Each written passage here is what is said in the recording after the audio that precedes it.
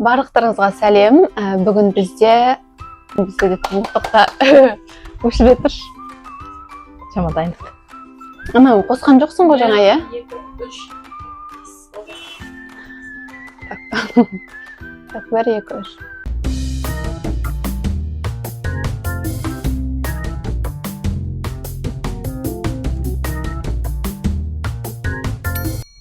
Барлықтарыңызға сәлем. Бұл 1001 кәсіп YouTube арнасы. Бүгін бізде 9-шы шығарылым. Қонақта Қазалы ауданындағы тәттілер желісінің негізін қалаушысы Ақбота Ақылжанқызы. Қош келдіңіз. Қош көрдік. Бізде жалпы бүгін айтайын деп тұрған тақырыбымыз, яғни көрсететін кәсібіміз ол Ақбота кекс, торттар, неше түрлі тәттілерді шығаратын дүкен. Енді алғашқы сұраққа келетін болсақ, бізде жалпы канал кәсіпкерлікке байланысты болғаннан кейін кәсіп дегенді қалай түсінесіз? Жалпы адамдардың қажеттіліктерін қанағаттандырушы адам. Мысалы, адамдарға, жалпы біздің тұтынушыларымызға дастархан жаюға, қонақ күтуге өздері үлгермейтін болғаннан кейін, мысалы біздерден тапсырыс береді. Дәл сол сияқты біз олардың өмірін жеңілдетуге көмегімізді тигіземіз. Жалпы кәсіптің негізгі мақсаты жаңағыдай сізден зат алу, сіз біздің өнімді пайдаланған адамға қуаныш сыйлау. Жақсы, кәсіп дегенде қажеттіліктерді, проблеманы шешу арқылы, адамдарға пайда беру. Адамдардың проблемасын шешу арқылы оларға қуаныш сыйлау, олардың мәселесін шешіп беру. Жақсы. Келесі сұрақ, бізде жалпы Ақбота деген кім? Осы Ақбота кекс. Отбасыңыз туралы, жасыңыз, жалпы мамандығыңыз туралы. Менің есімім Ақбота Ақылжанқызы. Шымкенттің тумасымын, осы Қазалының келінімін, отбасылымын, жолдасым, 2 ұлым, 1 қызым бар. Жалпы бұл сала осы студент кезден басталған. Студент кезде кондитерлік цехта жұмыс жасағанмын. Және де отбасылы болғаннан кейін үйге тәттілер пісіріп бастадым. Үйдегілер қуанып, олар ұнатып атқаннан кейін уже туысқандарымыз, туған туысымыз, көршілер, таныстарымыз ала бастады. Солай-солай 1-2 тапсырыс түсетін болды. Сонымен Instagram парақша ашылды, солай-солай сарафан радиомен кетті. Жалпы халықтың өзінің сұранысына байланысты бұл кәсіп басталды десек болады. Бастапқыда былай кондитер болам деген ойда болған жоқ. Негізгі мамандығым физика пәнінің мұғалімі, Алматыда оқыдым. Қай университетте оқыдың? Абай атындағы Қазақ ұлттық университеті. Мұғалімнен осы кондитерге келдік. Жаңа Алматыда істедім дедіңіз, кәдімгідей осындай цехта жұмыс жасадыңыз, сонда? Студент кезде, Студент кезде, Парадайс деген кондитерлік цехы болды, бір жағынан кафесі, жаңағыдай рестораны бар. Сол цехта жұмыс жасадым. Жасыңыз ол кезде қаншада болды? Қазір негізі қаншада жасыңыз? Қанша жасыңызда аштыңыз осыны? Цехта жұмыс жасаған кезде, бірінші курсқа бітірген кезім 17-18, сол кезде. Негізі бала кезден үйден жасайдым, жаңа үйдегі ең бірінші торт сол медовый ғой, медовыйдан бастадық, неше түрлі медовыйлар пісті. Қазір толық жасым 29-да. Жақсы, келесі сұрақ, жалпы осы Қазалы ауданының тұрғындарына ұсынып отқан кәсібіңізді толық айтып өтсеңіз, және қандай ассортименттер бар? Бізде енді дәл қазір цехтың магазині бар, және де қосымша 2 магазин, жалпы сонда 3 магазин жұмыс жасап тұр. Цехымызда күнделікті свежайдан шығады, торттардың бір 15 түрлі шақты түрлері бар, пирожныйлардың 10-ға жуық түрлері бар, және де пирогтар бар, неше түрлі маффиндар, капкейктері бар, макаронстар бар. Қазіргі хит болып жатқан мадлен, дубайский шоколад бар. Енді өте көп ассортимент. Күнделікті сол қыздарымыз свежайдан кешке дейін, таңнан кешке дейін аяқта тұрып жұмыс жасайды. Осы көріп жатқан тәттілеріңізді вагон күйінде шығарамыз. Цехта сол 25 жыл жұмыс жасайды. Тағы полуфабрикатта шығады, голубцы, пельмени. Осы жақыннан бастап полуфабрикат негізі бұрыннан ойда жүрген сала. Жалпы осы тәттілер, полуфабрикат, тағы да басқа да ойда жүрген шаруалар бар. Енді соның жаймендеп іске асырып жатырмыз. Полуфабрикатта өте сұранысқа ие. Қазіргі таңда ол да өте көп әйел адамдарға көмегін тигізеді. Жаңағыдай жұмыстан қайтып келе жатқанда көбіне келіндер көбірек алады. Уақыт жетпей жатқан кезде. Ол да үйге барғанда тез дайын бола қояды деп. Өте жақсы қыздарымыз жасайды. Свежий жаңағыдай фаршпен алдын ала дайындаймыз. Күнделіктісін күнде өтіп, ол да жақсы сұранысқа ие болып тұр. Шүкір, жақсы сауда. Жалпы қазіргі уақытта біраз жылдан бері 2 орның жұмыс істеп тұр, және де жақында қаладан тағы бір орын ашылды. Енді алдағы уақытта тағы 4-ші орныңыз ашылады деп естіп жатырмыз. Жалпы осылай масштабқа шығу халықтың сұранысы ма, әлде өзіңіздің мақсатыңыз ба? Ең бірінші халықтың сұранысы. Бізде уже магазин ашылғанына 3 жыл толық толды, енді 4-ші жылға келе жатырмыз. Жалпы бізде халықтың сұранысына байланысты жұмыс жасаймыз. Осы дүкеніміздің ашылғаны 3 жыл толық болды, енді 4-ші жылға кетіп жатыр. Енді халық қандай сұраныс болады халықта, соған қарай өзіміздің тұтынушыларымыз көбіне жаңағыдай доставка жағынан гортқа көбірек кетеді деп айтады, мысалы Ағыбекке деген сияқты. Сосын қазір 2 ортаға да сұраныс болып тұр, горт пен 2 ортаға. Енді әзірге сұраныс көбірек Ағыбектен болып тұрғаннан кейін сол жақты қарастырып жатырмыз. Шүкір, халқымыз өзі қолдап тұр, өздері сұрап тұр, соған байланысты жұмыс жасап жатырмыз. Негізгі өзімізде де жоспарда бар, осы Қазалыға көбірек нүктелерімізді ашсақ, масштабқа шықсақ, және де осы тек қана Қазалымен шектеліп қоймай, осы Төретам бар, Арал бар, Қызылордаға да Қызылордаға да ниеттеніп отырмыз. Алла қаласа, тек қана Қызылорда емес, бүкіл Қазақстанға шыққымыз ойымызда бар, Алла қаласа. Солай. Жақсы. Келесі сұрақ, жалпы хоббиіңіз қандай? Немен айналысқанды жақсы көресіз? Болмаса, бір арнайы уақыт бөліп, мен мынаумен айналысқанды жақсы көремін деген бола ма? Негізінде біз бұл кәсіп бізде отбасылық, жолдасып екеуміз жасаймыз. Әу бастан екеуміз бірге бастағанбыз. Жаңағыдай осындай экранның бетінде мен жүргенмен арттағы өте үлкен жауапкершілік, жүк, жұмыстың көпшілігі жолдасымның мойнында. Енді хобби болғанда бізде основном дейді, негізінен осы тортқа, осы дамыту, көп уақытымыз, почти 24-те жер өзіміз отбасымызбен ақылдасамыз, жолдасымыз екеуміз осыны дамытуда барлық уақытымыз негізі осы тортқа арналған. Негізінен өзіме ұнайды, көбінде жаңағыдай сурет салған ұнайды. Жаңағыдай өзімнің жаңағыдай отбасымда да сурет салатын, сондай өнерлі жандар бар. Жалпы сурет салған ұнайды. Ол нәрсе жаңағыдай кішкене өзімнің балаларымда. Негізі творчествоға жақынмын десеңіз. Менің балаларымда да бар, бұл сурет салуға деген қызығушылық біздің торт саламызға да өте жақсы әсерін тигізеді. Жаңағыдай декорларды қойғанға, оформление жасағанға, жаңағыдай. Сол өзі бір қызығушылықтардан құралған бір әдемі дүние шықты деп айта аламын. Хоббиімнан кәсіп жасадым десеңіз. Бала кезден өзі әдемілікке, осындай бір нәрсені пісіруге, бір нәрсені құрастыруға деген сияқты қызығушылық болды. Солай осы кәсіп енді шүкір мұғалімдіктен осы кәсіпке келдік. Негізі мұғалім болып жасағансыз ба бұрын? Жоқ, мұғалім болып жұмыс жасаған жоқпын, тек сол бітірдім. Бірден студент кезден жалғасып кетті, студент кезден. Мен бірақ ол кезде енді кондитер боламын деп ойлаған жоқпын. Жаңағыдай бір қажеттіліктерге байланысты сол жерде жұмыс жасадым. Жаңағыдай ол жерде жұмыс жасайтын енді тәтем көрсе, жаңағыдай тәтем алып қалды да оны шығу керек болды. Солай қажеттілікпен. Мен енді ол кезде мүлдем кондитер боламын деп ойлаған жоқпын. Арманым Алматы. Өзі солай сәтімен түсіп тұр ғой. Арманым Алматы. Алматыда мұғалім боламын, универде сабақ беремін. Енді үнемі енді көбінде алды болдым өзімнің ортамның.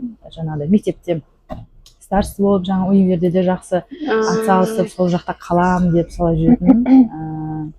Бірақ Алланың бұйыртқаны осындай Қазалыға келін болдым, осы жақта енді кәсіп бастадық. Шүкір, бәрі өте жақсы.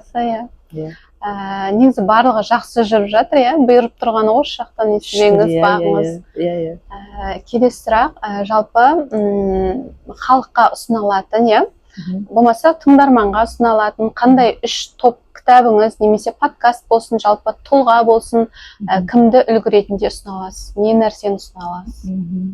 мен көп бизнесмендерді жалпы подкасттарды қараймын, енді нақты мынау деп бөлгенге келмес, енді бірақ енді ішінен именно осы менің салама қатысты Самал Кейкс, Самал Асанова ақтөбелік кондитер, сол кісінің сабақтарына қатысамын. Жалпы мастер класстары онлайн шықса оларды аламын.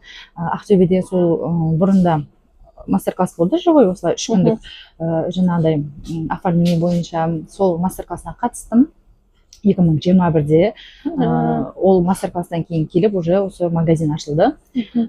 Кеше осы жақында ғана жолдасым екеуміз сол Ақтөбеге барып қайттық. Жаңағыдай жеке бренд ретінде масштабқа шығу деген сияқты сабақтан осы бизнеске қатысты, сол сабағына қатысып, сол кісінің білімін алып келдік. Біліміңізді тағы жетілдіріп келдіңіз.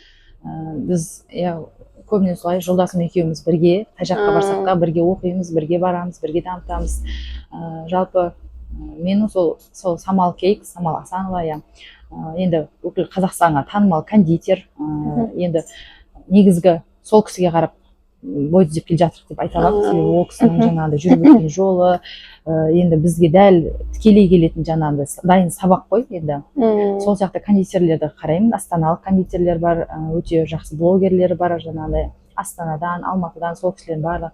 Енді основном мен өзіміздің кәсіпке байланысты сол кісілерді көбірек қараймын негізінде. Бойынша бизнестен жаңағыдай Марғұлан Сейсенбай, Давлатов сияқты кісілердің жаңағыдай Аманжол мырзаның айта берсең өте көп қой, Сәкен Білімбет, әртүрлі жаңағыдай мықты спикерлердің подкасттардың сабақтарын алып тыңдаймыз. Жалпы енді жаңа білім жетілдірдім деп жатсыз ғой, алдағы уақытта өзіңіздің жеке бренд ретінде жалпы мастер класс өткізу ойда бар ма? Осы Қазалыға болсын, болмаса онлайн Қазақстан бойынша деген сияқты. Мастер класс бұрында торт жөнінен өткіздім. Ол кезде мен енді ауылда тұрамын. Ауылда үйден офлайн мастер класстар жасадым. Енді ол кезде торт көп адам жасамайтын негізі. Осыдан бір 4-5 жыл бұрындары ғой енді. Сол кезде карантиннің алдында торт бастап жасадым. Офлайн мастер класстар жасадым. Қыздар келді, шүкір жақсы мастер класстар болды. Сосын карантин болып кетті. Карантин кезінде видео сабақтармен мастер класстар өткіздім. Болып жүр, негізі. Сол кезде жасадым. Қазір жасап жатқан жоқпын. Мен мастер классқа қатысқан қыздар магазин ашып шүкір жақсы болып кетті. Үйден де жасайтындар бар. Жаңағыдай біздің торт саламыз өте бір берекелі сала ғой. Жаңағыдай үйреніп алсаңыз, ең жоқ дегенде үйіңізге, жаңағыдай отбасыңызға, балаларыңызға жерде қалмайтын білім. Балаларыңызға тәттілер пісіріп бересіз. Жаңағыдай қазақта не көп, той көп, жиын көп, қонақ көп, кез келген жаңа дастарханыңызды гүлдей жайнатып жібереді. Сол енді әзірге мастер класста ойда жоқ. Енді негізгі мақсат бізде осы өзіміздің осы Ақбота Кейксті масштабқа шығару, барынша енді дамыту, әзірге мастер класс жоқ жасап жатырмыз. Жалпы алдағы 3 жылға қандай жоспарыңыз бар? Жоспар өте көп. Оның біразы орындалып жатыр. Ендігі осы Алла қаласа 2025-ке жоспарымыз ең бірінші біздің өзіміздің үлкен цехымыз салынып жатыр. Сол цехта бұйыртса өзіміз новыйдан салып жатырмыз. Сол жерде жұмысты бастау ең бірінші мақсат. Ол жерде жаңағындай кофесімен, чаймен жаңағындай отырып ішетіндей кафетерий сияқты болады. Сондай бір мақсатта жұмыс жасалып жатыр. Алла қаласа сол цехты ашып алсақ, сосын жаңағыдай басқа да аудандардан ашсақ, Қызылордаға ашсақ деген жоспарларымыз бар. Құдай қаласа ол да уақыттың еншісінде. Жалпы табысты кәсіпкер болу үшін қандай да бір әрекет немесе бір қабілет болу керек па? Өз ісіңді сүю, өзіңнің арманыңды тастамау, жаңағыдай арманыңа адал болу. Ең бірінші сол кәсібіңді, жұмысыңды жақсы көріп жасасаң, ар жағындағы келетін ақшаға я басқаға мән бермейсің. Нәтижеге байланбай. Байланбай. Ең бастысы сенің жасап жатқан затың өзіңе рахат алып келсе, сол өнімің басқа адамды қуантса, ең бірінші кезекте сол деп ойлаймын. Және де екінші адамда тұрақтылық болу керек. Кез келген нәрседе табанды болып, тұрақты болып, жаңағыдай бір күн жасап, 2 күн жасамай қалдырып қою емес, жаңағыдай тұрақты, табанды болу керек деп ойлаймын.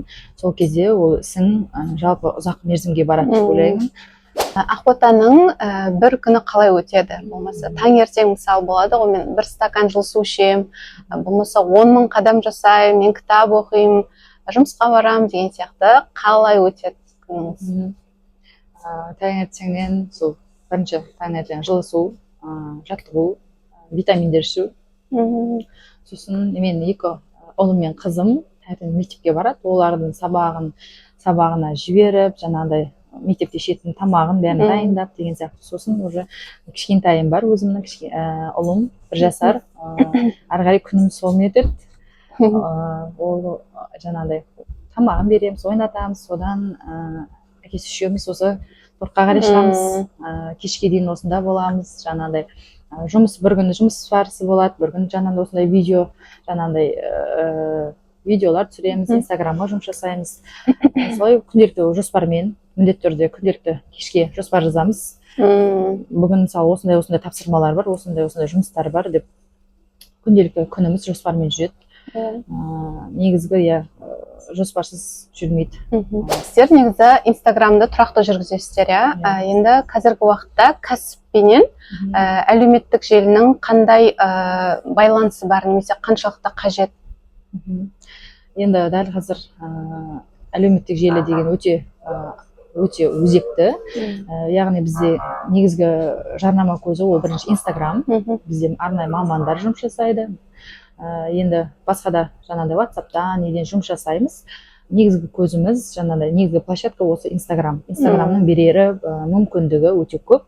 Енді әзірге осылай жоспармен шамамыз келгенше жұмыс жасап жатырмыз.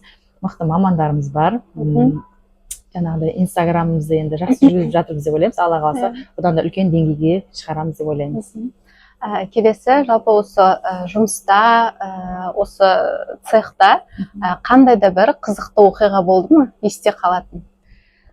Бізде енді бірыңғай қыздар, тек қана бір ұл бар, тек водитель, жаңағыдай. Басқасын бәрі қыздар болғаннан кейін күнде қызық негізі. Бір күн доспыз, бір күн ұрысып қаламыз, бір күн күшті, көңілді болады. Әр күніміз әртүрлі қызық.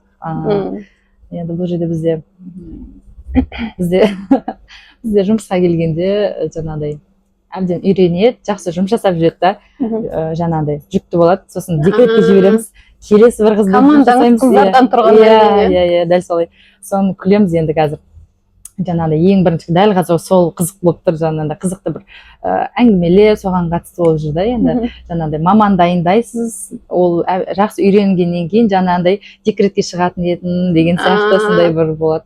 Сол дәл қазір бізде енді қыздар болғаннан кейін сол жағынан сондай бір жағынан күлетін, бір жағынан жаңағыдай жұмыс болатындай болды. Сіздерде командамен жұмыс істегеннен кейін, сосын халықпен, клиентпен жұмыс істегеннен кейін келіспеушіліктер болады, сол кезде жұмысшылардың бір қызметіне шағым болады ма? Сонда кезде қалай шешесіз?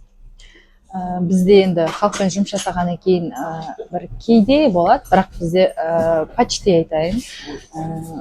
Негізі шағым басқалай жағдай негізі онша болмайды екен негізінен. Себебі бізде қыздардың барлығы да өте биязы, сыпайы, өте жақсы қыздар. Командамен мақтана аламын. Қай қыз болса да өте жақсы, тәрбиелі. Жалпы біз жұмысқа адам алған кезде қыздарды ең бірінші кезекте ол адамның жауапкершілігіне, адамгершілігіне қараймыз. Бізде қыздар жұмысқа дайын маман болып келмейді. Біз барлығы оқытып, кішкене бізде міндетті түрде жұмысқа келгенде ол адаммен сөйлесеміз, өзіміздің арнайы сұрақтарымыз бар қойылатын. Адаммен толығымен ол кісіні тану үшін әртүрлі сұрақтар қоямыз, және сол қыздың біздің салаға келе ма, ол кісінің жалпы қызығушылығы қалай деген сияқты. Ол адамды жаңағы сұрақтар арқылы жаңағы сипаттама береміз. Сосын өзіміз жаңағындай өзіміздің қыздар ортасында талқылап, мысалы осы қызды жұмысқа алуға болады, болмайды, я болмаса жаңағыдай енді барлық қыздар жақсы, барлығы да қызығушылық әйел адам болған соң болады ғой, бірақ ішінде енді именно біздің салаға келетіндей жанды таңдап алуда ол да бір жұмыс кәдімгідей. Енді сондай бір жақсы қыздарды ішіне таңдаймыз негізінде. Сондықтан да бізде негізі көбіне мәселе болмайды. Біздің жаңағыдай мамандар бойынша ол кісілерді біздер үйретеміз, жаңағы дайындаймыз. Өзіміздің арнайы іште бізде старший қыздар бар, жаңағыдай администратор бар, көмекшісі бар деген сияқты. Кассирлерде бөлек өзінің старший кассирі бар, жаңағыдай администратор бар, әркім өзінің саласына, өзінің қарамағында қыздарға жауап береді. Және де жұмысқа да дәл солай алғанда да барлығына қадағалап, бәрін сұрап жұмысқа аламыз. Ондай бір өрескел қателік болған деп айта алмаймын. Жалпы халықпен ондай бір мәселе болған жоқ. Кейде болады андай басқа дүкенмен шатыстырып алып, кейде айтылып қалады. Сол кезде сосын біз айтамыз, жаңағыдай бізде кәнеки біздің торт алған затыңызды суретін жіберіңізші деген кезде біздікі болмай шығады. Ондай да жағдайлар болады. Енді халықпен жұмыс жасаған екен, енді әртүрлі қызықтар да болады. Жалпы мен де негізі барлығымыз енді клиентпіз ғой, осы торт десе бірінші ақбота кек есімізге түседі. Шынымен мен жан-жағымдағы таныс болсын, үйдегілер болсын, бәрі сондай. Соның өзі уже результатты көрсетіп тұрады ғой. Жақсы. Жалпы өзіңіздің кәсіпке енді сипаттама беріп өтсеңіз, адресі қандай, инстаграмы қандай? Біздің ақбота кейкс кондитерлік желісі бір цех, 3 магазин. Жаңағыдай цехымыз Сейфуллин 93-те, осы әйтеке бидің орталығында. Екінші дүкеніміз осы Біржан сал 62, жанымызда осы базардың төңірегінде бұл дүкенде. Үшінші дүкеніміз осы Қазалы қаласы, яғни порттан, Қорқыт ата 24. Осы 3 дүкенімізде таңертеңнен түнгі 12-ден жұмыс жасайды. Күнделікті осы біздің қыздарымыз балғын күйінде барлығын свежийдан пісіреміз. Күнделікті осы 3 дүкенге де жаңағыдай таңертеңсін, түсте, кешке 3 реттен алып барамыз. 3 дүкенде де витриналарымыз күнделікті жаңартылып отырады. Ешқандай уайымдамай, кез келген қонағыңызға алдына ұсына аласыз. Біздің қыздарымыз тек қана табиғи өнімнен, табиғи заттардан сіздердің тәттілеріңізді пісіріп береді. Сіздердің қуаныштарыңызға атсалысады. Жақсы, рахмет. Соңғы сұрақ, жалпы енді біздің каналға бір пікіріңіз болсын, болмаса тілегіңіз болсын айтатын. Жалпы сіздерді енді мен біраздан бері негізі ең бірінші түсіріп бастаған кезімізде осы ақбота кекке жібергенбіз. Ол кісі 3-4 рет жібердік, бізде енді қайтпай жібере береміз ғой. Уақыт тығыз болды шынымен де. Барлық жұмыс өзіміздің мойнымызда болды. Жаңағыдай дәл қазір де солай таңертеңнен кешке дейін кейде біз жаңағыдай кішкентай балаларыммен, 3 баламмен жаңағы қыс демейміз, жаз демейміз. Жаңағыдай күні-түні осы саланы дамыту үшін жаңағыдай 24-те 7 100% қадағалаймыз. Үнемі жаңағы бақылап бәрін реттеп отырамыз өзіміз.